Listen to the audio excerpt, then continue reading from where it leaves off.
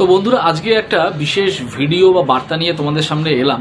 প্রথমে ভিডিওটাতে বিস্তারিত আলোচনা করার আগে জাস্ট তোমাদেরকে একটা ভিডিও ক্লিপ দেখাই, সেটা দেখে নাও। আমাদের হুগলির ধোঁয়া, যে ধোঁয়া আমি সবসময় যাতায়াতের সময় দেখি, এটা হচ্ছে সেই ধোঁয়া। এটা কিন্তু সিগারেট বিড়ি ধোঁয়া নয়, এটা হচ্ছে মেশিনের ধোঁয়া। হ্যাঁ, এনাকে নতুন করে আপনাদের সামনে আমার আর পরিচয় করিয়ে দেওয়ার দরকার নেই, সবাই জানেন ইনি হচ্ছে আমাদের বিখ্যাত অভিনেত্রী, জনপ্রিয় নায়িকা রচনাদি। তো রচনাদি, আপনাকে একটাই কথা আমার বলার আছে, এটা কিন্তু কোনো পলিটিক্যাল ব্যাকগ্রাউন্ড বা কালারের তরফ থেকে আমি বলছি না।